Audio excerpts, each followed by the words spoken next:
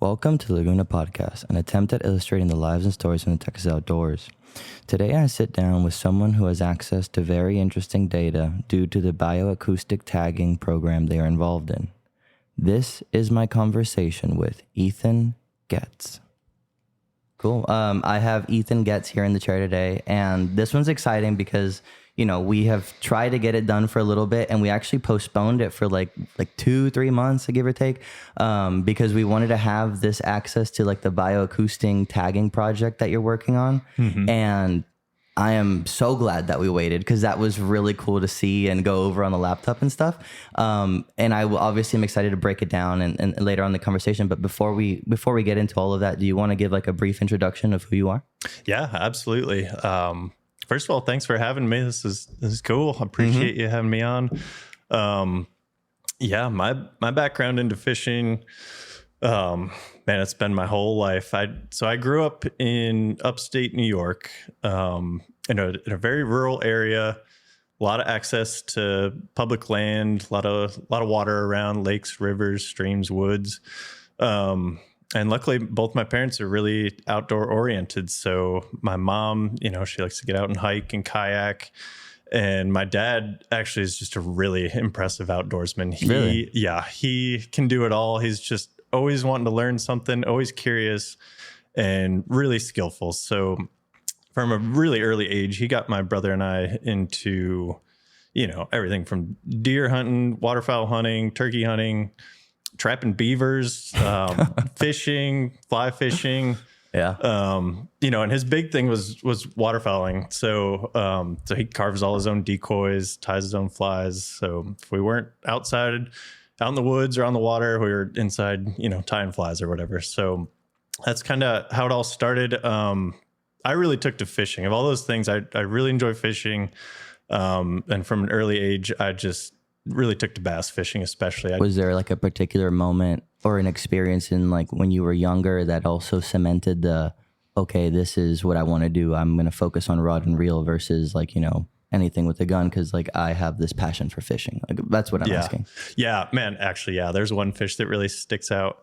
My grandpa was a farmer. And so he had a few farm ponds on the property and they were filled with bass, and we noticed this really big one.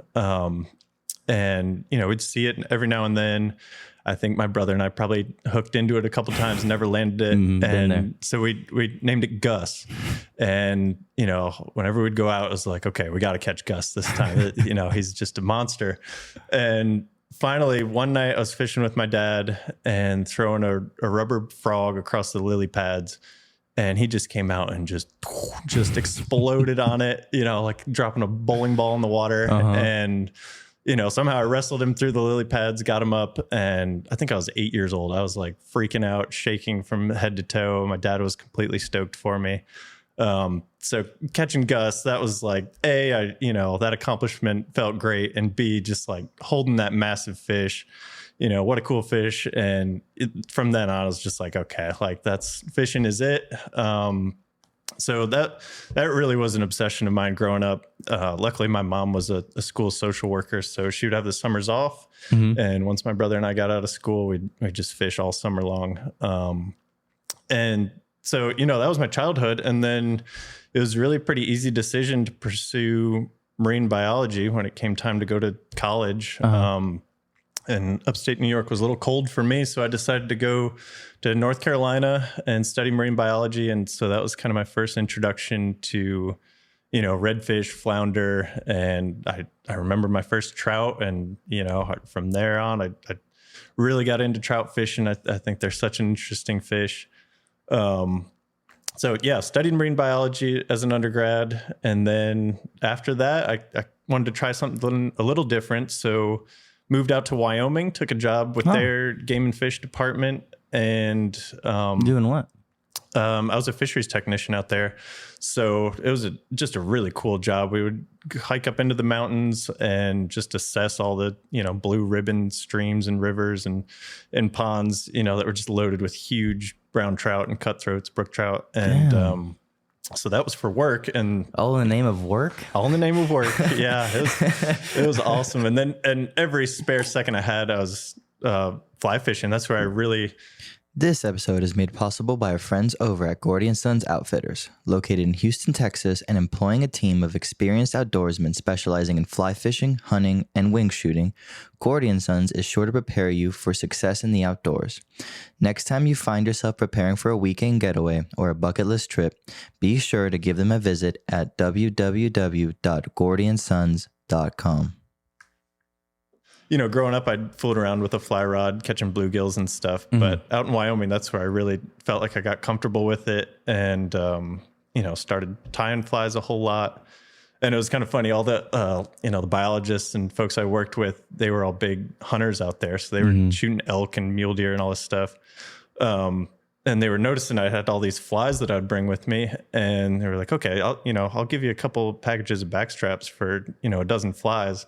And I was like, "Yeah, let's do it." So, so I was like, had this little side business and just hiking around, catching trout and eating elk. So that was a fun summer.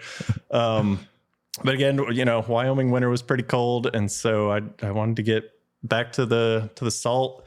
And actually, down here in Brownsville, my advisor, Dr. Richard Klein, he'd posted a master's position tagging red snapper down here off really? South Padre. Wow. And so I moved to Brownsville. I had no idea what to expect. What year was this? That was 2015. Okay. So this was recent. This was with like the snapper limits and stuff like that. And I think I'm right here. It's been a while since I talked about it, about the snapper limits. Might have been like 2-3 years when I did. Mm-hmm. Yeah. At the time, Texas Parks and Wildlife was really putting a lot of money into artificial reef research. Mm-hmm. And so that was, you know, this project was funded by them, and it was actually studying snapper movements on natural versus artificial reefs with these accelerometer tags that you could tell the activity level of the fish. So you could even tell if they were feeding like or excited just kind of, or something. Yeah. Wow. They're swimming around a lot, or if they're just kind of loafing around. And so, yeah, we learned some cool stuff through that study. But also when I moved down here to Brownsville, another grad student in the lab was working on snook. So, tracking snook movements in the Brownsville ship channel. And naturally, I really wanted to help out with that project too. So we that was with Gilbert Vela, right? Yeah. So Gilbert Vela, he was helping out with that project since we didn't know too much about snook, and you know he really had them dialed in down here. And man, actually, I remember the first time fishing with Gilbert. We were back in the port and fishing along, and I'd caught a trout and then caught a redfish, and you know we really weren't getting the snook. Finally got one. So I was like, okay, pressure's off. We're all feeling good. Got it tagged. Kept fishing along, and I caught a flounder too. And Gilbert's super like, slam? Yeah, Gilbert's like, heck yeah, man. Like super slam. And he was all excited for me. And you know, I'd moved down here like maybe a month before, so I didn't really realize it or what that meant. But it was cool. And then after thinking about that, I was like, okay, like did that. I kind of want to do that again with the fly rod. And that took me a long time. And when I finally did it, the flounder was just complete luck anyway, but got it done with the fly rod too. So that was cool. Hell yeah. But anyway, that snook study we did was really cool. Dr. Klein's got a lot of cool snook behavior documented, but basically what we found was in the winter, the snook would move all the way back into the port in kind of that deeper water, hang out there through the winter, and then in the warmer summer months, they'd move out towards like Bahia Grande, South Bay, and out to the jetties, probably where they're spawning. And so it's cool. We've got a resident population of snook in Texas that hangs out in the Brownsville ship channel all year. So yeah, they're not just moving up from Mexico like we might have thought. But anyway, so that was grad school. That was kind of my first introduction to South Texas. Afterwards, you know, I'd done kind of marine biology and saltwater stuff, and I'd done a little bit of freshwater stuff, and I decided, okay, maybe try something overseas and see what's going on. And so I took a job in Madagascar with Madagascar, like a conservation group over there. And that was just wild. You know, we were doing a lot of dive surveys on reefs to kind of, you know, track fish populations and stuff. And so I got just a lot of time in the water checking out like GTs and bluefin trevallies and big mackerel and stuff like that. And I was really busy over there, so I didn't get to fish as much as I wanted to, but but did get to, chase GTs a little bit, and what a cool fish they are. Just with so like a vertical jig rod or like a big plug I was or fly a fly fishing for them. That's badass, man. Hell yeah. Yeah, it was, it's a lot of the same species that are in like the Seychelles and stuff. I never got any big ones or anything, but it was just a blast, and just kind of observing them, like they're so aggressive. Like I remember this one island, it was a marine protected area. So there's just this little island, and we pulled the boat up there, and there's this big GT in the shallows, and we pulled in to kind of beach the boat and do what we were doing. And he was just pissed at us. Like he kept like kind of charging the boat and just like, get out of here, whatever you are. And, I remember watching another one underwater that it saw a bait or something like 100 yards away, and just like snap, he was gone after it and nailed it. And like, those things are just all business. They're so cool to observe. Wow, I can't imagine. Yeah, I had a lot of cool experiences in Madagascar. A lot of no close calls with sharks in Madagascar. No, I think there was quite a local fishing community. Kind of interesting. Oh, just got them down a little bit. Yeah, probably. But a lot of other cool stuff still around. Whale sharks though, that was cool. But anyway, came back to the States and took a job in Washington State working with salmon for a little bit, and then ultimately came back down here for a job with Texas Parks and Wildlife. And so I've been now in Corpus Christi 7 years. Currently, I'm the ecosystem leader for the Upper Laguna Madre crew. So the way kind of coastal fisheries and Texas Parks and Wildlife is set up, we've got a crew in each of the major bay systems all along the coast. And so I was lucky enough to land in the Upper Laguna, which includes Baffin, and just what a special place that is. So that's what I'm happy to be doing now. Dude, hell yeah, man. That is awesome. I think it's so cool. Well, again, like, and we'll get into it in a second, but the fact that like some of the stuff that we've just briefly gone over before we started the podcast is like, from what I can tell, it's a true tangible like data set. It's no more like, obviously there's a lot of guessing and stuff like that still goes into it in terms of like we talked about earlier, like that fish that had moved to and fro the two areas. And I was like, what if that fish actually was home a little bit to the right of where it, the lefternmost station was, stuff like that. But it's so awesome that there is actually like, there is a way to actually get it done. Like that is, and like, I'm excited to talk about it. One of the things I briefly want to talk about before was the snook population. Like I said before we started, what I found interesting was, one of the articles that we had talked about. Do you want to go over the articles that you mentioned, or over text? Is that something? Okay. Yeah, absolutely. Yeah. Let me, snook and trout are probably my two Your favorites. Two fortes? So, yeah, okay. For sure. Definitely trout. So, so snook in Texas, historically, they've been here. Back in the early 1900s, there's a commercial fishery for them. I think that peaked in like 1928. Is well over 100,000 pounds of snook. 220,000. So yeah, something like that. Yeah. So, there were a lot of snook around.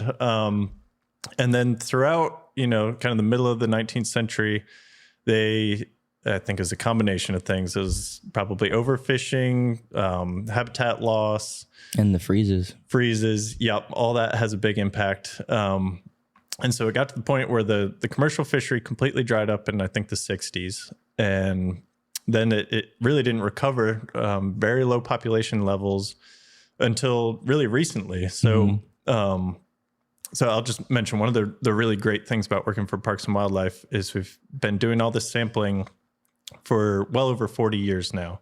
So we use bag seines to look at kind of juvenile sport fish and just smaller prey species.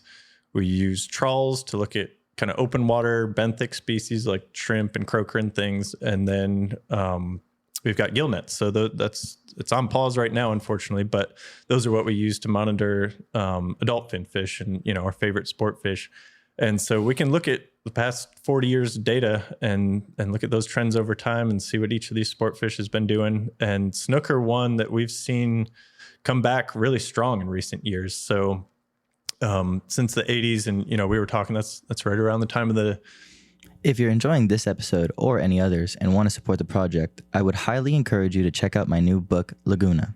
288 pages with over 300 images and illustrations, containing excerpts by Eric Glass, Chuck Nizer, Tim O'Brien, Bill Gamble, Ben Paschal, Ryan Sparrow, Michaela Elliott, Rick Hartman, Jaco Lucas, John Pilmer, Corey Bauman, Brian Robinson, and myself. Available at select stores, or you can order it directly at buylagunabook.myshopify.com. The commercial gillnet ban, which certainly would have helped species like snook bounce back. We've got warmer temperatures now, milder winters, and just generally better conditions for snook in Texas. So recently, certainly since like 2010, we've seen more and more snook in Texas bays. And, I think we're going to see a better fishery in the next, hopefully a couple decades. So that's kind of the direction of that snook are headed. I think from here, we want to kind of identify nursery habitats and just kind of, pockets of habitats that are really important for them. Folks at the Hart Research Institute are focused on that right now. Parks and Wildlife used to do some sampling in the Rio Grande back in the 90s. So that's 7 Paths, like south of here? Yeah. And actually in the Rio. So we did trawls and bag seines and caught a lot of snook. So it was very, very obvious that was a snook nursery in the Rio. The Arroyo also is a really good snook nursery. Yeah. I'd love to learn more about that now. But anyway, back in like 2001, 2002, we had a really bad drought, and it affected inflows in the Rio so much that sandbar formed at the mouth, and there's actually no exchange between the Gulf and the Rio Grande. To this day, it's still one of the most imperiled rivers in North America, unfortunately. Wow. But during that time, 2001, 2002, a lot of those marine species were affected. So like shrimp and croaker and pinfish, they all dropped out. But snook were actually one that persisted. They do, especially the juveniles, they kind of need freshwater habitats. And so they persisted. And we know that's just a really solid nursery. There's a lot going on with the Rio, agriculture, land use, wastewater treatment, pollution, you name it, there's impacts, but that system, and hopefully we can identify some more that are, really important nurseries for snook and help protect those and get the population going even more. But yeah, that's one I think we're going to see more and more of, really interesting fish. And yeah, in terms of tropicalization and climate change, we're seeing a lot more warm water species moving up along Texas coast. So gray snapper, permit, actually, a few bonefish pop up here and there. But snook, I think, is one that we can really actually develop a fishery, and people can go out and target them and have a lot of success. That would be really interesting to see, especially like, down here, because I feel like down here, it's just everything is so flat. So I think it would be really cool to like get occasional shots at snook up and down like some of like the sand on the edges and stuff. We used to have a like tribe, if you will, of big snook that would essentially kind of roam like north of Duncan House through to about Green Island. And I had a couple shots at that exact group. There was like a group of like 50 to 100. And it was really cool whenever they came up on the flats, because you'd see 1, 2, and then like your eyes would adjust and then you'd see the whole group like in the water. And after the freeze, I hadn't seen a single one. I'd caught very small ones in some of like the little passes and stuff on really flat, calm days. But I'd never seen a good one. And just recently I had a buddy tell me that he had seen a group of solid snook just south of Green Island. So like, if you think about it, that's kind of like what, a 3-year window for those fish, or not even 3, 5-year window for those fish to grow after the freeze. Like, yeah. It would make sense that those fish are starting to kind of get to that size now, like the ones that were, I guess, like the holdover, if you will, or like the fish that didn't die in the freeze. Yeah. Yep. And Dr. Klein's got some great data too. I think, he's had receivers tags on snook returned from Mexico. So I think there are quite a few of them moving up in the Gulf and then coming into our bays from Mexico. Wow. But we certainly have a resident population. And if we can kind of protect those and the habitats they need, it'd be cool to start seeing them further and further up the coast more often. Yeah, absolutely. I had done a podcast with Shannon Tompkins. And he had mentioned to me that at the time, the way that Texas Parks and Wildlife had essentially like, I guess not tagged or like tracked snook, but like their whole mindset was that snook basically move up the coast with the black mangrove. So as the black mangrove goes up the coast because of, you know, longer times with no big cold fronts or anything or freezes. In turn, I think that the black from what I understand, I'm not an expert or anything, but from what I understand, it's the black mangroves that give the habitat to the snook to then become like prolific, or at least to become prominent in an area. Yeah, I think that's exactly it. That's the habitat they like in Florida, so why not over here too? Yeah. Well, so let's kind of transition a little bit to trout, because I think some of the data that we've seen is very interesting. I think you should definitely take lead on how to bring this topic up, because there's a lot to unpack, and I would love to just banter with you back and forth on it. Yeah, absolutely. I'll rewind all the way. Basically, when I moved to Corpus, two of the people I met in the very beginning were Scott Murray and Aubrey Black, and both of them, wow, you know, I have Scott's book over there. The world-class Texas trout tomorrow. Yep. And so just kind of initial conversation with those guys, they were like, okay, you're the new biologist here in Corpus, you know, you've got some big shoes to fill and you've got a lot of responsibility. Whose shoes were you filling? Just, you know, for context. Kyle Spiller was really the first ecosystem leader in this area that, you know, stuck around a long time. Wow. and really got involved with the fishery. But basically, you know, they made me understand what a special place the Upper Laguna or Laguna Madre in general and Baffin Bay are, and what just legendary fisheries we have around here.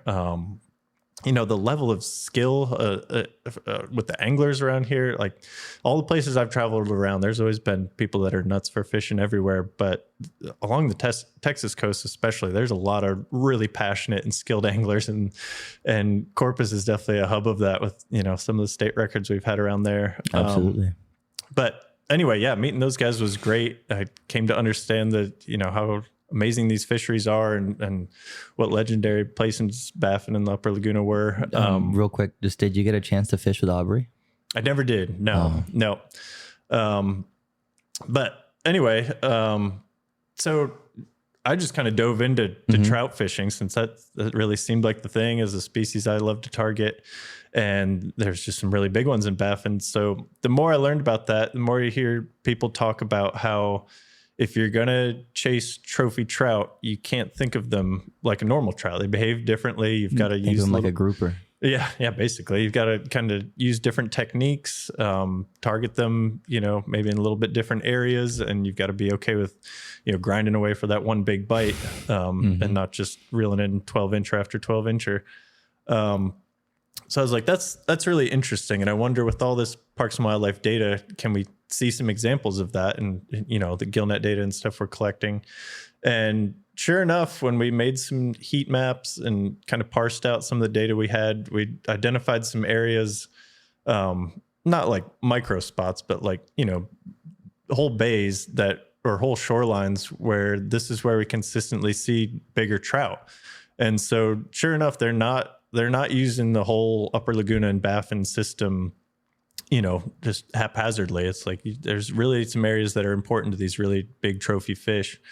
So I was like, okay. And then, you know, we had the big winter storm Uri, and we had a lot of regulation changes around then. Uri was what year? It was 2021. Okay.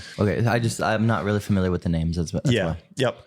That was our last really big freeze. Yeah. And actually, I'll stop there and just talk about kind of our parks and wildlife kind of management process. Please do. And, you know, how our regulations come to be. So basically every summer, all of our biologists up and down the coast, we get together and have a meeting, and we present on different topics that we're seeing in our system. So For instance, right now in the Upper Laguna Madre, we're seeing just a ton of black drum, and a lot of people actually really focusing specifically on black drum for the first time. So that's kind of interesting. That's maybe an example of something we might share at this meeting. But if we have a species that's not doing so well, that's something we also want to bring up at one of these meetings. And so, maybe we identify a species that's trending downwards. Maybe we want to think about a regulation change. And so what we'll do from there is go out for public scoping meetings. And I don't think people realize, but we really try to engage with the public when we're making a regulation change and see what the public thinks. And so we host these public scoping meetings up and down of the entire coast. And so let's say it's trout, and we've had this big freeze, and we say, okay, we're thinking we might want to help the population rebound, and so we might want to tighten regulations a little bit. Here are a whole bunch of different scenarios that we as Parks and Wildlife would be comfortable with. What do you as the anglers think is the best course of action? And so we heard from all kinds of folks, and basically everyone was in favor of a more conservative approach, tightening the bag and size limits a little bit. And that would allow, not only the trout to rebound, but also kind of gear towards a trophy fishery. So it sounded like there was I'm so glad you just said that. Actually. Yeah. So there's this real tangible interest in not just catching trout, but, specifically targeting big trout. And so just to kind of talk through our process all the way, after these scoping meetings, we come back, we take all that feedback, decide what we're interested in doing, what people are interested in doing, and then make kind of a formal recommendation, go back out to the public for public hearing meetings. And in those meetings, it's basically either yay or nay on the specific regulation. So, and then from that point, we make those recommendations to our commissioners, who are the ones that ultimately make the decision. So in this case, we could say something like, I don't remember the exact numbers, this is going to be hypothetical, but we would say, we're proposing a 3-fish bag limit, 15 to 20 inches, and 87% of people were in favor of that, just as an example. Yeah. And so ultimately the commissioners decided that was a good course of action. And so those are our current regulations right now. So that really drove it home for me that people were interested in trophy trout. And, there's been a lot of research on trout all over their entire range, but hardly any on trophy trout in particular. And we would kind of consider trophies as anything over 28 inches. That's kind of where we've set our tag. Where I went to school in North Carolina, that's like very rare. And a big trophy fish would probably be more like 25 inches. Which I would in a second, after we talk about it, I would like to get into the differences of water systems and why trout get to different sizes in like different areas like Louisiana, stuff like that. Yeah, absolutely. But basically just kind of leading into the tagging project, that was the thought, was that we need to learn more about these trophy fish. Baffin Bay is, we've been wrestling with water quality issues. There's a lot of, increased nutrients in the system. We know it's already a stressful environment because it gets so hypersaline. And then on top of that, there's these serpulid worm reefs, which are found in only a handful of places all around the world. So really unique habitat, unique. Could you farm those serpulid worms? I think there's still some growing there, but in general, we're kind of losing those reefs a little bit. They're getting degraded over time, kind of worn down. But could you grow the bait, like the actual worm itself, and then release them into the bay? Suppose you could. That's a good question. Yeah, I don't know much about the worms, it's an interesting thought. I know again at Heart Research Institute, they do more of that sort of work, looking at those. And I've been meaning to talk to some of them also. So I just need to. There's some good folks there. Anyway, so that's, Baffin just seems like a great place to study trophy trout because it's, in some ways it's kind of on a nice edge. We've got, this increase in nutrients. We've got freezes that occur. We've got harmful algal blooms. And we've got big trout. So we want to understand, what habitats they need and how susceptible they are if these disturbance events happen.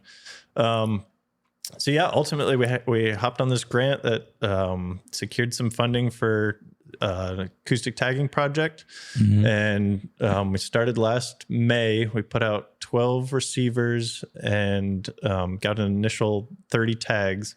And just so the way this works is you have these receivers that kind of look like a Pringles can with a cone on top, and we put those in places that are 4 or 5 feet deep and strap them to PVC poles and just leave them out there. And those are listening for the pings that come off the tag that's in the trout. So the tags are maybe, I don't know, half the size of your pinky. And when we catch a trout, you make a little incision in the stomach, or in the body cavity wall, and you put that tag inside, put a couple sutures just like you're getting stitches from the doctor, and send them on their way. And that tag in the trout will ping every couple minutes. And if they're within, let's say 200 to 300 yards of that pole, that it's going to detect it, and you'll know that trout's in the area. So that's the way we're kind of seeing how these trout move around Baffin Bay. We're looking at residency, which is just a matter of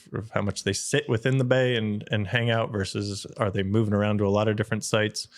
And so, yeah, at this point, we've got about almost a year of data collected. We've got another 25 tags to put out this next year.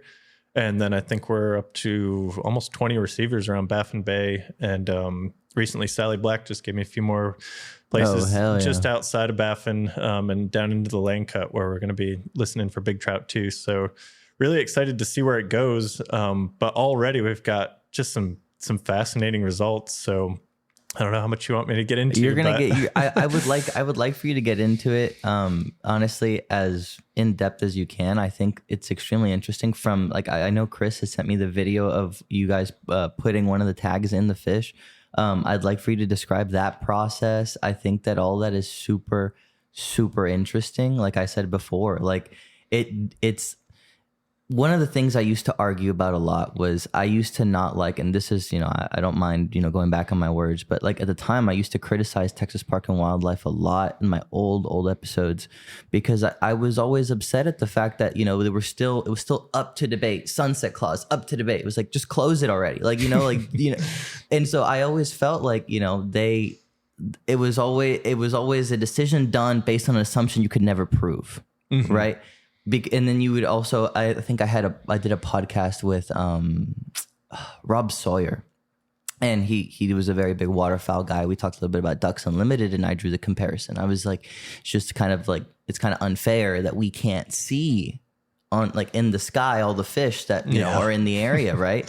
But so it's so awesome that now there is an actual data set. Now, one of the questions I have before we get into all this is how many hypothetical or theoretical swimming live tags would you need to start getting like an accurate number that you could then kind of like blow up to kind of start to assume like bigger size groups and movement throughout the bay? Yeah, that's a great question. I think that's always going to be up for debate. It's like, okay, so we've got a couple trout making this distinct movement pattern.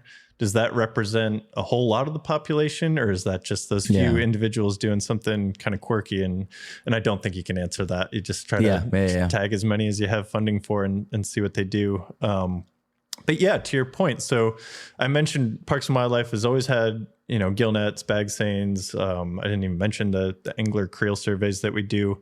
So we've got this mountain of data already. We also do a whole lot of habitat restoration. So we're constantly, trying to restore oyster reefs and salt marsh, and, there's projects up and down the coast for that. We also have our stock enhancement program. So focusing on trout, redfish, and flounder, and stocking a lot of those fish back in the bays to help, kind of compensate the harvest that's coming out, since those species are so highly pressured.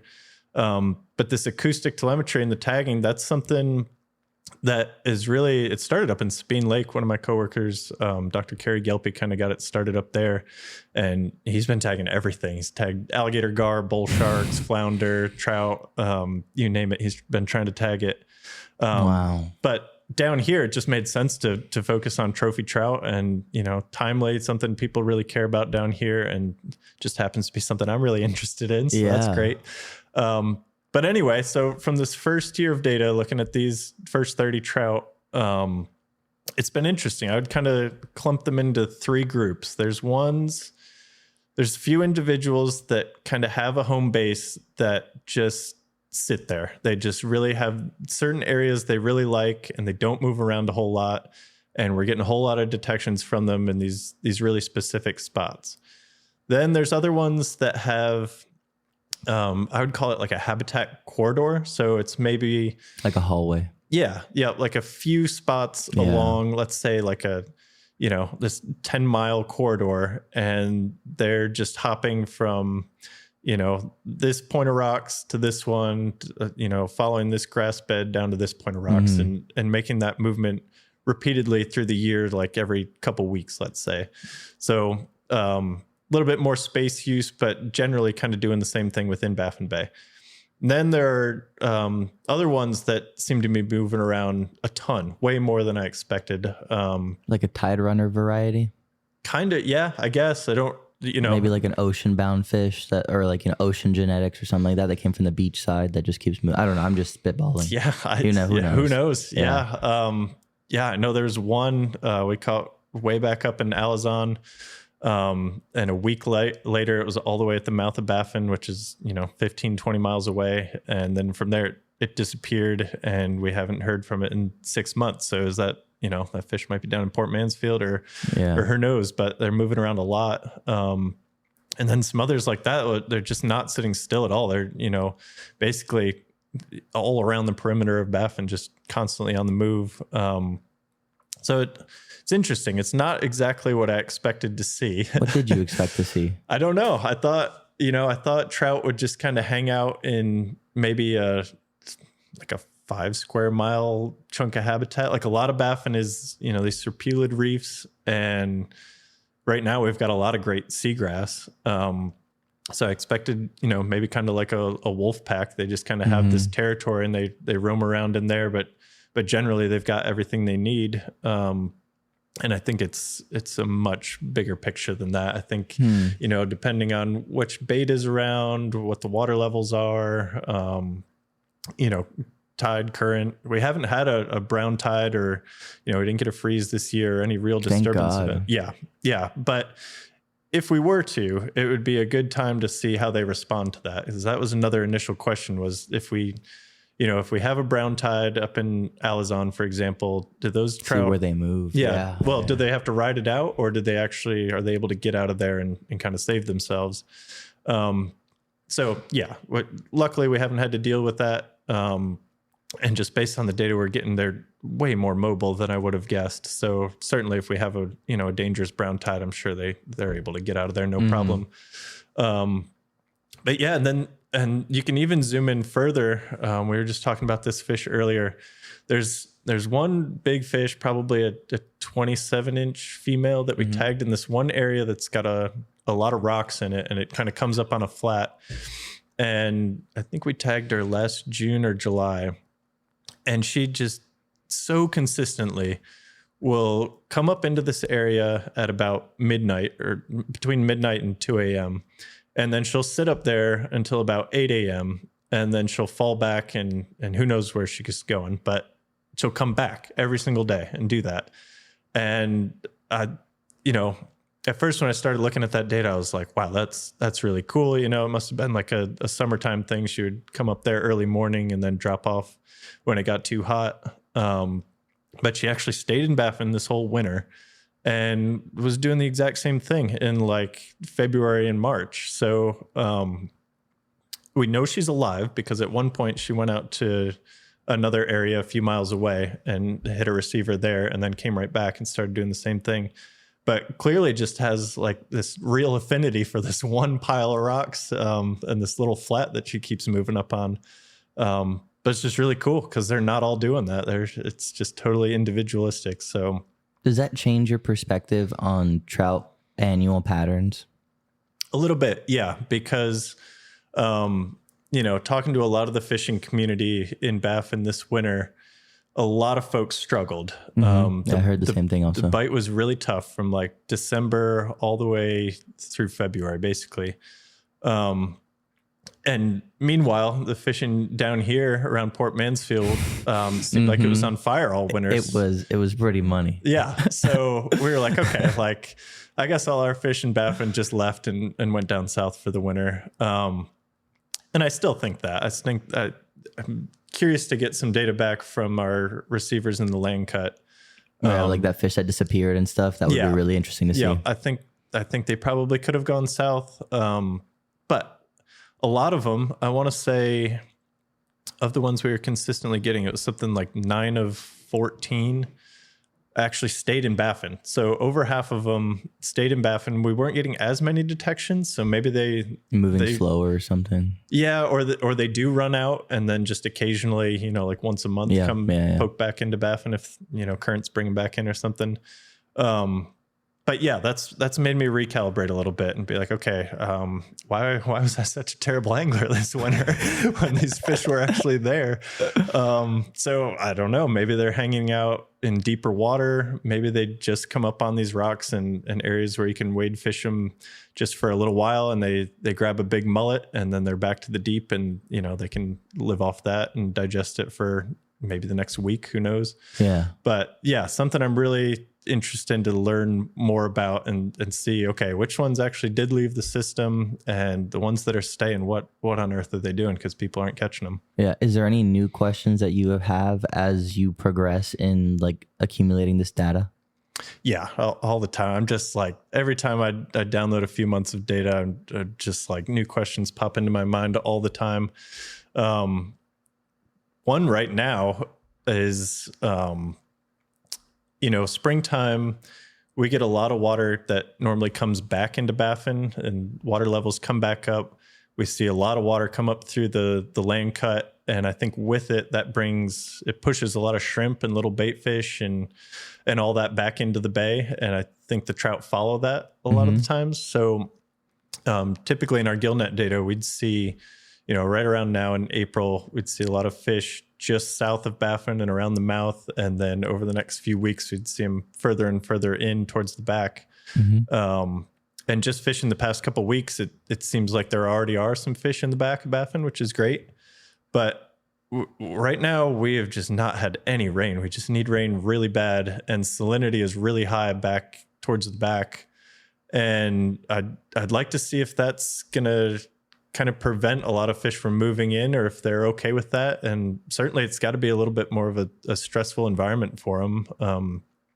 For reference, right now, salinity is like getting into the 60s when normal seawater is like 38 ppt, 32. Yeah, 32, 35. Yeah.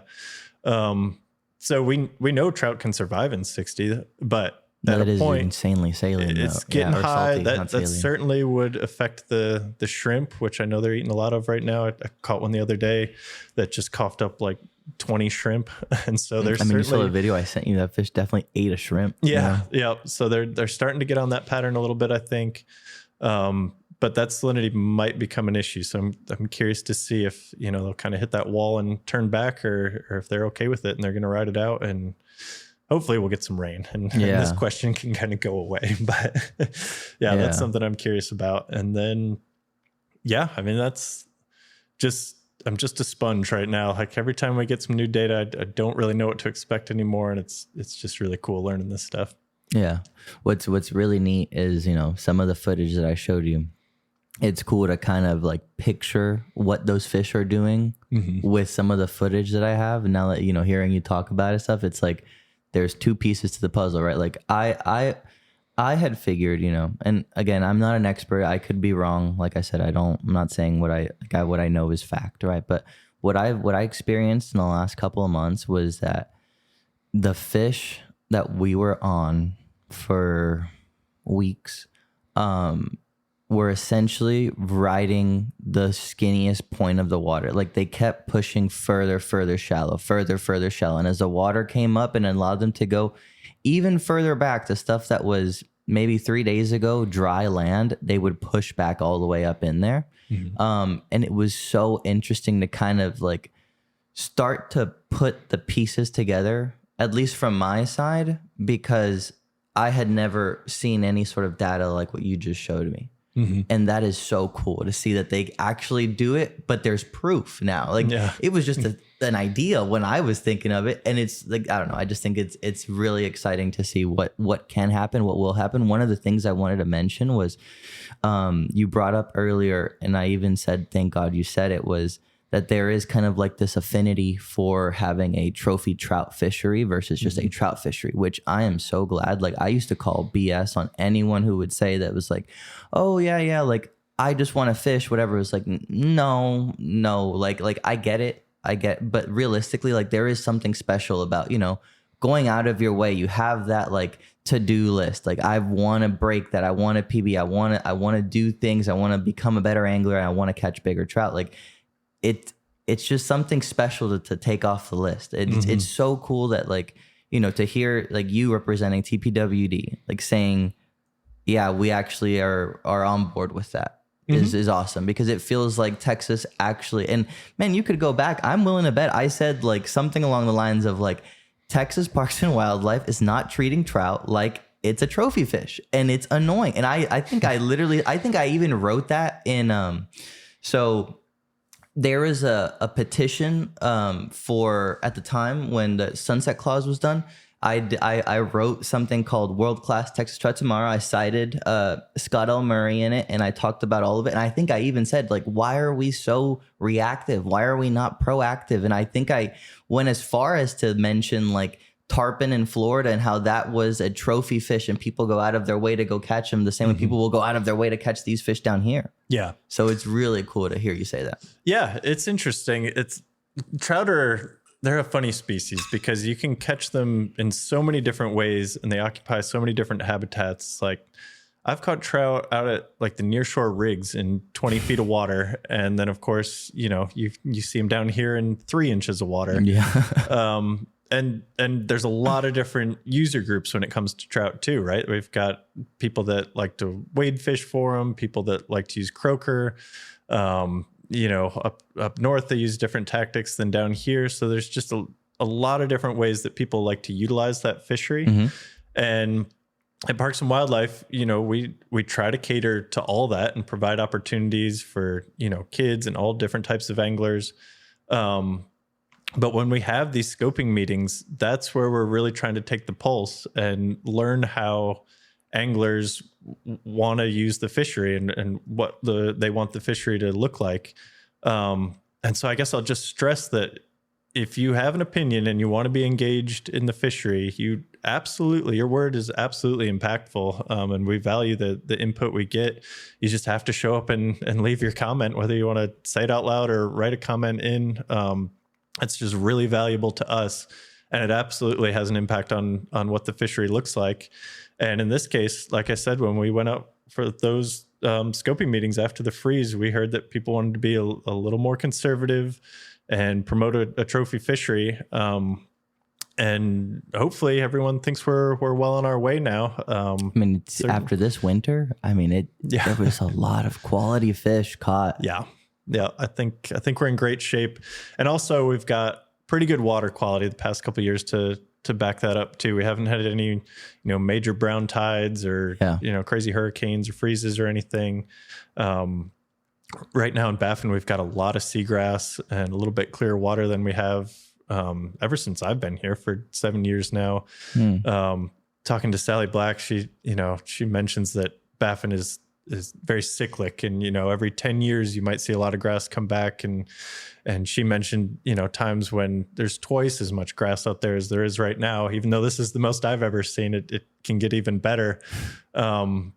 And so we just have to kind of cross our fingers that we'll get some rain and conditions in the bay will continue to do well. And then on top of that, we've got to do our part to limit the nutrient input and conserve the fish we've got. So feels like we're in a good place. At least Laguna Madre, Baffin, that area, feels like we're in a good spot and should be able to catch a bunch of good trout this year.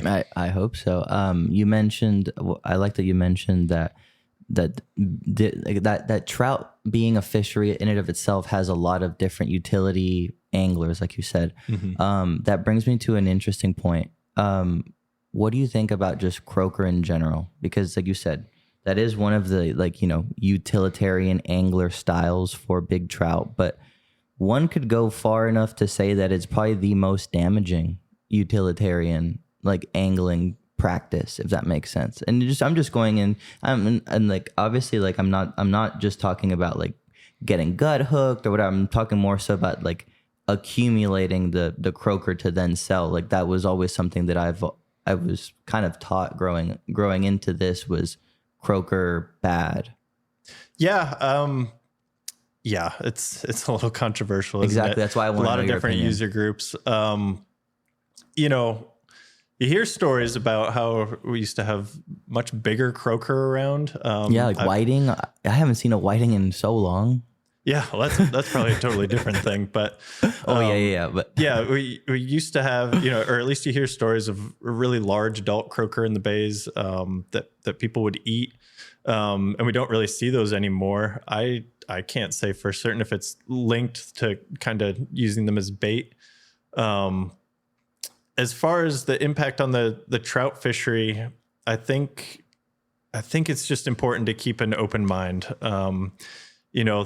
There's a lot of people that want to see it as a trophy fishery, but there are certainly people that want to just take some trout home to eat. At Parks and Wildlife, we just have to be open to that, and we've got to set regulations that we feel the trout population will be able to sustain itself regardless of, whether people want to use croaker or artificials or, however they want to chase them. We've got to set regulations in place that, we're not over harvesting that stock. Mm-hmm. So, we feel that we've got a good balance right now. We'll continue to see how the population does. And then, since people are interested in trophy fishery, hopefully we'll see more and more trophy trout and those opportunities come up, whether you're using croaker or not. Yeah. So that's kind of our goal and the way we approach it. Personally, I don't really I've never used croaker. It's just not my thing. I'd rather get them waiting or, if they're up real shallow, try to sight fish them or something. But, probably goes back to me bass fishing as a kid and just getting into all the gear and learning the different lures and everything. I'd just way rather get them on artificial. It's more rewarding for me. Mm-hmm. One of the things that you mentioned that I thought was really funny was, you mentioned that first story, that first bass that you named Gus being instrumental in your I guess passion for fishing. And it's funny now, it's a full circle moment. But now that you're working on this project and program, you also have named all of the fish that you've tagged. Yeah. So it's honestly, it's kind of that's pretty sweet. Yeah, it's funny when you put the trout into the little database online, it asks for you to give them a nickname. And so we've been using old lady names since these are all big old female trout. We're picking old lady names. So, yeah, right. So yeah, that's been a lot of fun too. But yeah, just kind of getting more into trophy trout. Another thing we've kind of noticed is, so I've got some colleagues in Parks and Wildlife that have looked at trout age and growth, mm-hmm. and they found some interesting trends when they looked at tons and tons of trout over time. You can pick out the otoliths, which is kind of the ear bone in the trout's mm-hmm. skull. If you take that out and you cross section it and take a little sliver of that bone, it'll actually look like a tree stump, mm-hmm. and you can read the rings. Yeah, the rings. So you can tell the age of the trout that way, and then also the distance between those rings you can use to estimate growth, how much they grew that year.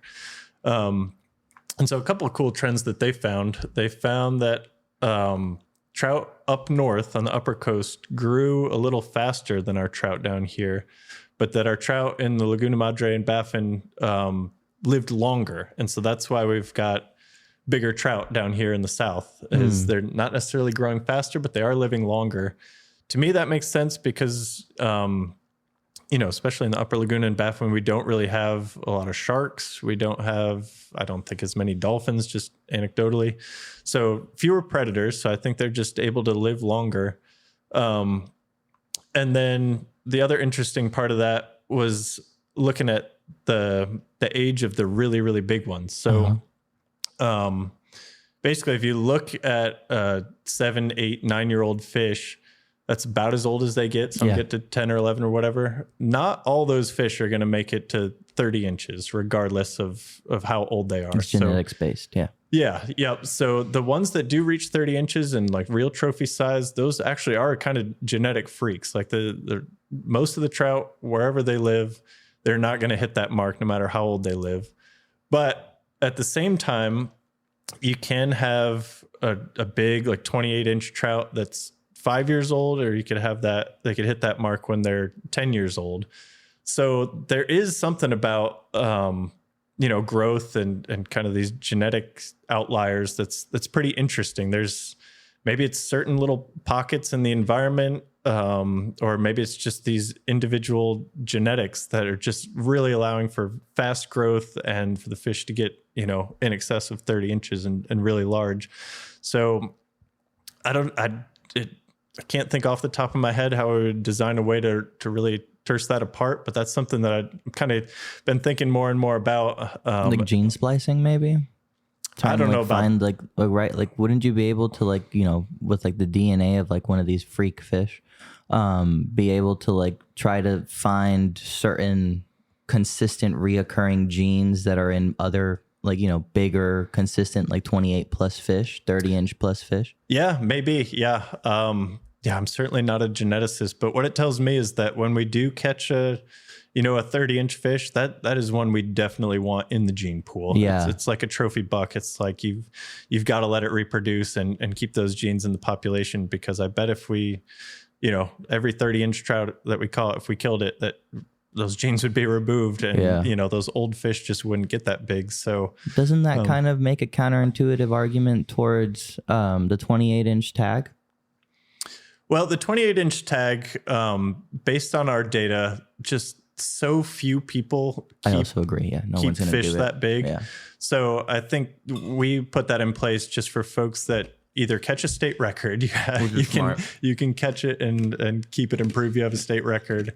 Or, just if you gut hook it and it dies and, it's not just this massive old fish that's, at that age, they're really not adding back to the their spawning capability is not what it was. So if it dies, you've got the option to, mount it, whatever. Mm-hmm. So Which would be a cool mount. Don't get me wrong. Like if I accidentally killed one, I would probably mount. I'm not gonna lie. Yeah. So that's the reason for that trophy tag. It's certainly not to, try to promote harvest of trout over 20. I mean, then again, that's not the intent. Florida does have a tarpon tag. Yeah. It's $54. Yeah. Yep. So, but anyway, I don't think we're promoting that you keep really large trout, but if you get a state record, it'd be cool to prove it. Yeah. Well, that's fun. So, here's a little bit less that has to do with the science, but like, Bud Rowland's record. What do you think that's a tangible, real record, or do you think it's not a record because he didn't kill the fish? Oh, I think, that's a state record to me. Yeah. Okay. Yeah. That's what an incredible fish. Yeah. So I'm 100% on your side. And even in my book, the next page after that 37.25-inch fish is the proof from Doug Bludgett over at IGFA. And it's a little letter he wrote Bud and explaining why that scale had to have weighed that fish at least 7 kilograms or 15.6 or 15 pounds, 6 ounces. But I spent some time with Sally Black, and she actually gave me an interesting argument that I had never really heard before. She was like, well, if she catches a record and she I think the way she explained it was if she catches a record, she kind of has to kill it to kind of get the record. And she thought it was kind of, I think it was not unfair, but I forgot what, but she just, basically explained that her, along with a lot of other folk, were kind of like, he did let it go. Like, does that count? And obviously I'm doing a very bad job of explaining like their point, because I don't really remember it, but it was something that I thought was kind of peculiar. Yeah. I mean, honestly, that's not for me to speculate on. It's an impressive fish either way. What I will say, what's really cool is that we've got a lot of these tournaments popping up, like Saltwater Legends and stuff that, that are catch and release now. Instead of bringing fish back in a bag and releasing them, you can actually just weigh them right there and get them on their way, which I think is great because we've certainly seen more and more anglers on the water. These fish are experiencing more pressure than ever before.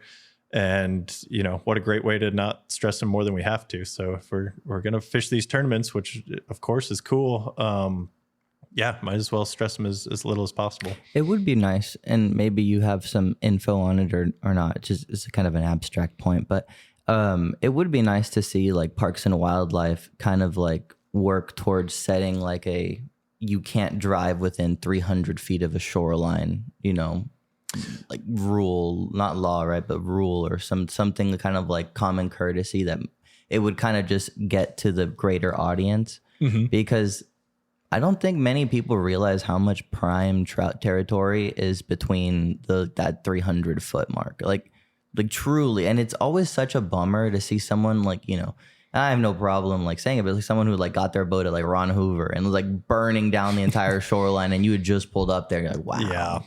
Yep. That's, man. Yeah. Just being an ethical angler is something that everyone is really going to have to take a look in the mirror and think about over the next decade. I think we just have so many people on the water, and we've all experienced like really frustrating scenarios where we're, wading a shoreline and someone trolls right in front of you or anchors down or blows right through there. That is something that we've been thinking about at Parks and Wildlife.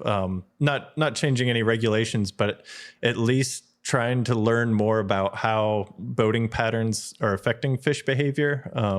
I have a good anecdote after whenever you're done with your point. Sure. Yeah. Well, I'll just say, we're hearing a lot from anglers that have, been around the block that fish behavior's changed over time. People burning the shoreline certainly has an impact on what they're doing. And, we're really just trying to think about ways, can we use our historical gillnet data or something else to say, yeah, we used to get fish in this area up really skinny, and now we maybe don't see them in that area because a lot of boats are burning through there. And that's all hypothetical. That might not be the case, but it's something we're hearing enough of, and we're thinking about ourselves that we'd really like to try to study and actually put some tangible evidence to. Yeah. So the anecdote that I have, and I'm sure many people have similar anecdotes, but like right at the start of the Legends, me and my buddy Cruz Lamas had been on some good trout for about the better part of 3.5 to 4 weeks at that point. And within 2 days of one fucking burn boat, the entire thing was just almost void of life. Like the week before Legends, and I think the Legends tournament is fantastic. I think it's great. It's such a shame that like burn boats are so accepted yet also so taboo in the same, like it's like, pick a fucking side, like realistically, like it's just it really is annoying, like it's shamed upon, but at the same time we're gonna do it too because everyone else is like, yeah. Anyways, like what was really in blowing my mind was the week before the Legends, the week before those burn boats came in, there may have been, there was 4 days in a row where there may have been 3,000 redfish on this flat. And you had to work so hard to get a shot at the trout. But what was funny is the redfish wouldn't eat, the trout would for some reason. I think it had to do with like atmospheric pressure. But what was mind blowing to me was seeing such a stark difference like that. Normally it takes a while, you notice less, but this was like the fish had just gotten there. And even the trout were acting extremely tough to feed. Like on the third day of that week going into Legends, I went back to the same area. I got out, I did my wade. I had shots at like 4 and none of them wanted a piece of it. And then I said, well, fuck this. Like, I'm just going to go, I'm going to go somewhere else where I might find redfish. And it was like, I had made the right call. There was plenty of redfish there, but it was just a bummer because, it's crazy how whenever people are respectful about it, you can fish that and let it, come to life around you. You can there's a lot of things you can do. But the minute you have one bad player, and I really do mean it, it was one person and they did 6 circles around me. Like I even recorded them. I said, this is the 6th circle they've done around me. And then after the Legends, I was going in the same area, went a little more south. Same boat burned like maybe 5.5 miles of shoreline, only to come off the shoreline because there was a boat in front of them, continue burning for about 100 feet, stop the motor, fish into their own prop wash. Well, yeah, I mean, this is something we're hearing more and more of. You know, you're certainly not the only one that's frustrated about this sort of thing. How do we change it? I think everyone's just kind of got to get on the same page. Like you said, it only takes one bad player, which is a real tough part. I almost think about it like a jet ski. Like, they're so annoying when you're not on it, but as soon as you hop on one, you know, you're having the time of your life. But yeah, you know, I don't know whether it's going to take bigger angler groups like CCA or get, you know, folks on board or what, but you're not the only one that's frustrated. I had a similar feeling about windsurfing. I recently was like, man, like all the windsurf is just north of the house, like such good water. I was like, you know, you get all upset. You're like, God, those guys, it's so selfish that they would do that. But then like I saw them a couple of days ago, and I was like, that does look really fun. Actually, like maybe I should add it to the hobby list. Is there anything else that you want to kind of go over? We kind of crushed it already. We're at 1 hour and 5. Okay, man. I'll just say, from my perspective, you know, bouncing around the country and seeing a lot of different fisheries. Actually, one thing the difference in water systems, why some fish get bigger and why some fish don't get bigger in terms of Texas versus the Carolinas versus Louisiana. Oh yeah. Man, it probably has to do with a lot of different things. I think temperature, bait availability, salinity, basically it all boils down to habitat. I think down here in South Texas, we just have this great combination of great habitat, you know, seagrass beds, serpulid reefs, everything a trout needs. We've got tons of bait around, really productive nursery areas. And then, like we talked about, they're just able to live a really long time. You know, that there's things I'm curious about, like, you know, certainly marshes in Louisiana and North Carolina can be really productive. And a lot of times they're the right temperature. But, you know, maybe it's one of those things like, you know, largemouth bass, they don't get as big up in the northern states as they do down south. It just has to do with their optimal temperature for growth. So I think that's a big part of it. And then, you know, how available the prime habitats are.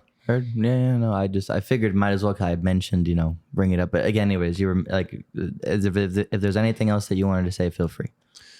Man, I guess one thing I'll say is, you know, we've talked a lot about trout and snook and, you know, some other favorites or redfish, flounder. You know, there's so many Texas anglers focused on those species. But there are just some really cool opportunities and some amazing fisheries that I think get overlooked along the Texas coast. I think I mentioned black drum in the upper Laguna Madre.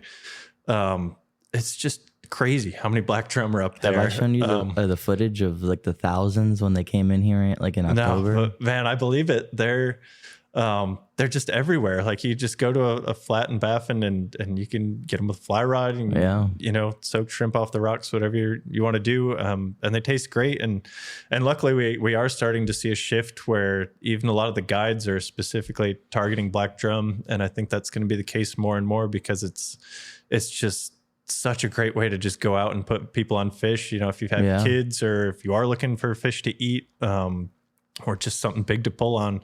It's so crazy how many there are in the upper Laguna and in Baffin. And then just some others that we didn't really talk about, but with tropicalization and warmer species becoming more abundant, there's a lot of mangrove snapper around right now and more than ever. So, you know, I do a lot of spearfishing in the summer and there's just tons of them out there. They don't eat as readily as a red snapper, but if you hop in, they're there. So spearfishing for them is a really easy way, but certainly you can figure out how to catch them too with light leaders and live bait. So gray snapper is one that, you know, I think we can promote more.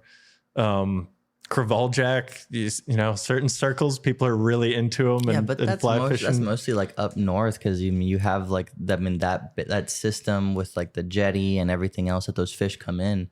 Here you see a group of jack crevalle and they're gone. It's like Man, they're here though. They're here.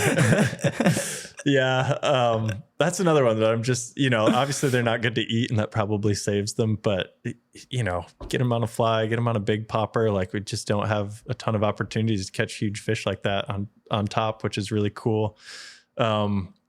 And then we didn't talk about tarpon in Texas. That's something. Let's do it then. I mean, we have time. I just wanted to know where you were at, like what we wanted to talk. That's why I'm not. No, that's you know, for me, through the spring and early summer, I'm really focused on trout, and then you know I shift gears and go offshore all summer long. That's, you know, July and August. I try to get offshore as much as I can, and awesome.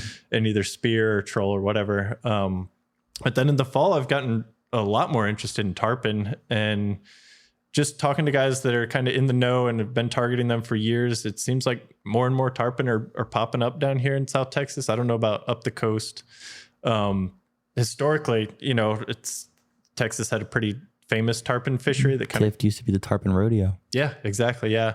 And the Tarpon Inn in Port A and stuff. That fishery kind of collapsed, but I don't know. I don't know if our data really reflects that as much as it does with snook, but certainly I think the guys that target tarpon are seeing more success in recent years. And I think it's less of a barrier to entry than people would think. I think if you go out to, you know, East Coast or the jetties down here, Port A, and really put some time in to try to learn what tarpon are doing and catch some, I think you'd be surprised they're there. So that's another one. Just such a cool fish, and hopefully we'll continue to see more of them and people can dive into that fishery too. But anyway, you know, trout, redfish, flounder, those are our favorites for a reason. But just in terms of good quality fishing, there's a lot of other options out there. Yeah. And certainly things that you can take home and eat and, you know, not have to think twice about. Don't forget alligator gar in there. Yeah, sure. Yeah. Tarpon with teeth. That's your thing. Yeah. Yep. All right, cool. Well, I mean, we're at 1 hour, 11 minutes. I mean, I think you did great, Ethan. We killed it. Cool. With that being said, I mean, there's nothing else left to do but just get on out of here, my friend. All right. Appreciate it. Yes, sir.